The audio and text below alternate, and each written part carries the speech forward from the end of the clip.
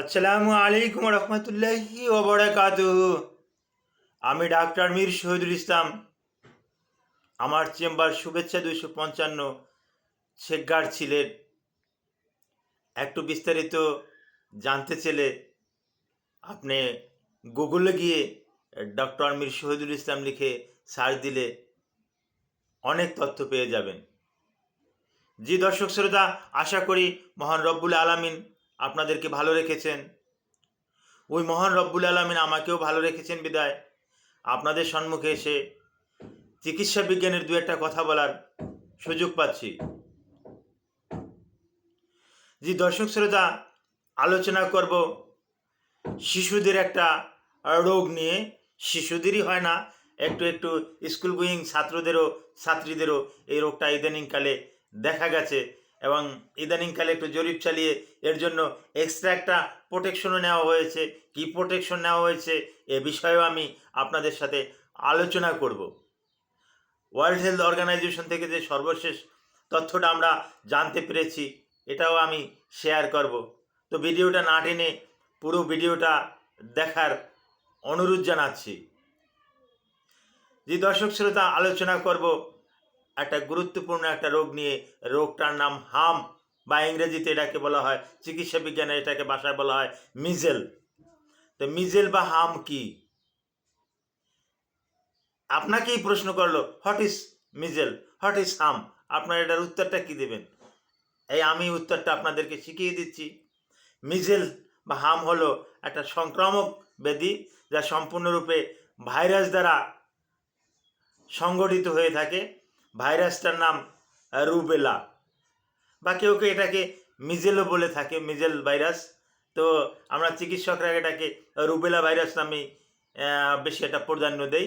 এই rubella virus দিয়া এই হাম রোগটা হয়ে থাকে। এটা কিভাবে ছড়ায়? এটা ড্রপলেটের মাধ্যমে ছড়ায়।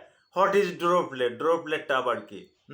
রুগীর হাঁচি, কাশি, মুখের লালা, এটা বাতাসের সাথে বেশি বেড়ায়। পার্শ্ববর্তী কেউ থাকলে তার ভিতরে এটা সংক্রমিত হতে পারে। এক সময় বলা হতো যে এটা বাচ্চাদের কি হয়, কিন্তু ইদানিংকালে আমরা দেখতে পাচ্ছি যে স্কুল গোয়িং কিছু ছাত্রছাত্রী, তাদের ভিতরে কিন্তু মিজেল বা হামস এগুলো কিন্তু দেখা যাচ্ছে। আর দেখা যাওয়ার পরিপ্রেক্ষিতে এখন কিন্তু এর একটা প্রোটেকশনও নেওয়া হচ্ছে। মিজেল বা হামস হলে ভয়ের এখন বর্তমানে আর কোনো কারণ নাই। এক সময় ভয়ের কারণ ছিল। মানুষজন এই রোগটা হলে মানুষ মারা যেত, আর কেউ বেঁচে থাকলেও সে পঙ্গুত্ব বরণ করতো, এরকমের অবস্থায় ছিল। কিন্তু বর্তমানে প্রোটেকশন থাকার পরিপ্রেক্ষিতে, ভ্যাকসিন আসার পরিপ্রেক্ষিতে এখন এটা সম্পূর্ণরূপে নিয়ন্ত্রণে আছে। তারপরেও এটা হয়ে যায়। তো অনেকে বলে যে না, একবার যদি কারো মিজেল হয়ে যায় তো পরবর্তীতে আর মিজেল বা হাম হওয়ার আর সম্ভাবনা নাই। এটা এক সময় বলা হতো, তবে এখন দেখা যায় না একবার হলে যে আর হবে না, এরকমের কথাটার সাথে কোনো ভিত্তি নাই। তবে বেশিরভাগ ক্ষেত্রেই আমরা লক্ষ্য করি যে একবার হলে তার পরবর্তীতে না হওয়ার চান্সটাই খুব একটা বেশি বেশি থাকে। আর এটা আগেই বলেছি, একটা ভাইরাস, মিজেল ভাইরাস বা রুবেলা ভাইরাস। এই ভাইরাসটা বিশেষ করে এই নাক দিয়ে ঢুকে। এটা ওই ন্যাজোফেরিংসে বেশ কিছুদিন ভাইরাসটা বসবাস করে। এখানে প্রায় দুই থেকে 3 সপ্তাহের মতন কিন্তু এখানে বসবাস করে। এ কিন্তু ব্লাডে আস্তে আস্তে করে বংশ বিস্তার করে। রুবেলা ভাইরাসটার ধরনটা কিন্তু এরকমের। এরপরে আস্তে আস্তে রোগের লক্ষণ প্রকাশ পায়। এই হামস রোগের লক্ষণটা, মিজেলস রোগের লক্ষণটা প্রথম প্রকাশ পায় এই যে আমি কানে হাত দিছি, এই কানের দুপাশে এখানে আস্তে আস্তে লাল লাল, একটু একটু গোটা গোটা এভাবে র্যাশ দেখা যায়। এরপরে আস্তে আস্তে এটা পর্যায়ক্রমে চতুর্থ দিনে আর কি এটা সমস্ত শরীরে ছড়িয়ে যায়। কতদিন থাকে? 7 থেকে 8 দিন এই র্যাশটা কিন্তু থাকে। আর প্রাথমিক পর্যায়ে আমরা যেভাবে দেখে বুঝতে পারি, আ করলে কোনো রুগীকে, বিশেষ করে মাউথ ক্যাভিটির ভিতরে সাদা সাদা ছোপ ছোপ দাগ এটা দেখা যায়, যেটা চিকিৎসকগণ অতি সত্বর চিহ্নিত করতে পারেন। অন্যরা এটা বুঝবেন না।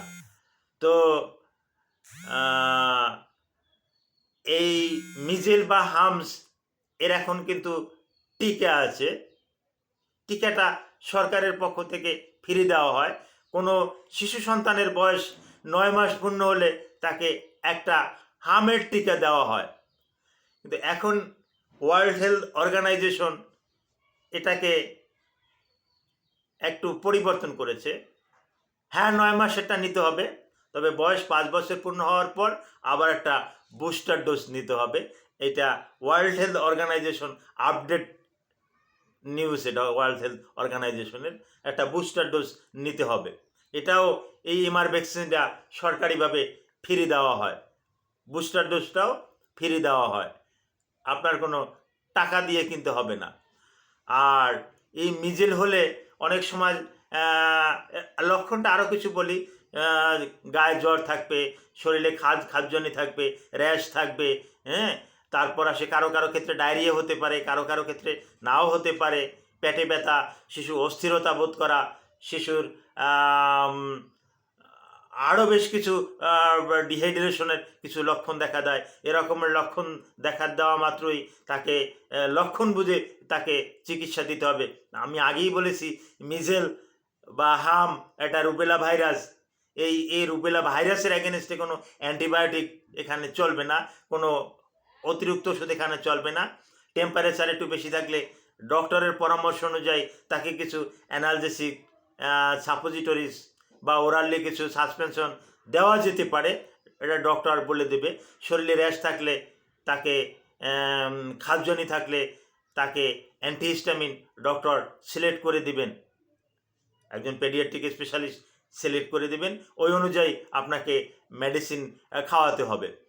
আর যদি কোনো বাচ্চার যদি ইমিউনি সিস্টেম দুর্বল থাকে তাহলে ওই বাচ্চাকে কোনো রকমের অবহেলা করানো যাবে না, কারণ তাহলে সেকেন্ডারি ইনফেকশন হতে পারে। সেকেন্ডারি ইনফেকশনের ভিতরে নিউমোনিয়া হয়ে থাকে বাচ্চাদের ক্ষেত্রে, যে নিউমোনিয়া, কফ বসে যাওয়া, লাংসে ইনফেক্টেড হওয়া, হ্যাঁ, এই সমস্যাগুলো আমরা সচরাচর সলভ করে থাকি, দেখি প্রতিনিয়ত। আর একটা দেখা যায় বাচ্চাদের অটাইটিস মিডিয়া, অর্থাৎ ওই কান দিয়ে পানি আসা, কানের পর্দা ছিদ্র হয়ে যাওয়া, হ্যাঁ, কান দিয়ে পুষ পড়া, এরকমের সমস্যা কিন্তু এই মিজেলস বা হামের পরে কিন্তু আমরা দেখতে পাই। তো এগুলো সব কিছুরই কিন্তু চিকিৎসা আছে, ডক্টরের কাছে আপনাকে যেতে হবে। আর আপনারা মা, বিশেষ করে ছোট বাচ্চা হলে বাচ্চাকে অবশ্যই বুকের দুধ পান করাতে হবে, স্তন্যদান করাতে হবে। আর দ্বিতীয়ত বাচ্চাকে বেশি বেশি করে তরল খাবার খাইয়ে দিতে হবে। একটু যারা স্কুল গোয়িং ছাত্রছাত্রী যারা আছে তাদের ক্ষেত্রে এটা হলে বেশি বেশি করে প্রোটিন জাতীয় খাবার খাওয়াতে হবে। অনেক সময় বলে যে সময় মাছ মাংস এগুলো খাওয়ানো যাবে না, একটু সাগু খাওয়াই, একটু বার্লি খাওয়াই। না, এই বার্লি সাগু এটা একটা খাবারের ভিতরে পড়ে না, তাকে আরও বেশি বেশি করে ও সময় খাবার দিতে হইবে। তার ইমিউনি সিস্টেমটা যাতে ভালো করে বিল্ড আপ করে, এজন্য তাকে ভালো মানের খাবার দিতে হবে, এটাই হলো অতি উত্তম। আর কোনো রকমের অবহেলা, একদম অবহেলা কিন্তু করা যাবে না, তাহলে কিন্তু বড় ধরনের একটা সমস্যা এই ছোট্ট একটু হামস বা ওই মেজেলস থেকেও কিন্তু হয়ে যেতে পারে। তো আপনারা অ্যালার্ট থাকবেন। আর এই সংক্রামক ব্যাধিটা হলে কি করবেন, ওই অন্য অন্য সংক্রামক ব্যাধির মতন তাকে ঘরে রাখবেন, ঘরের বাইরে যেতে দিবেন না। স্কুল গোয়িং ছাত্র হলে তাকে বলবেন সে যেন স্কুলে না যায়, সে যেন বাড়িতে বসে যতটুকু সম্ভব পারলে পড়াশোনা করবে, না করলে সে নির্দিষ্ট একটা ঘরে থাকবে।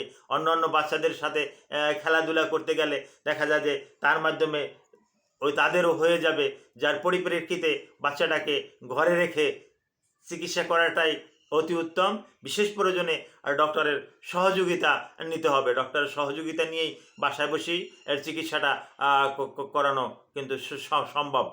আর হাম হলে কোনো রকমের অবহেলা করবেন না, একই কথা আমি একাধিকবার বললাম, কারণ এই হামটা কিন্তু সেকেন্ডারি পর্যায়ে কিন্তু অনেক রোগের সৃষ্টি করে, যা শিশুকে পরবর্তী সময় কিন্তু সাফার করতে হয়। আগেই আমি বলেছি নিউমোনিয়া, অটাইটিস মিডিয়ার মতন বড় ধরনের সমস্যা কিন্তু বাচ্চার হয়ে থাকে। তাই আপনারা হাম খাওয়া মাত্রই বাচ্চাকে যত্ন নেবেন। Thank you all.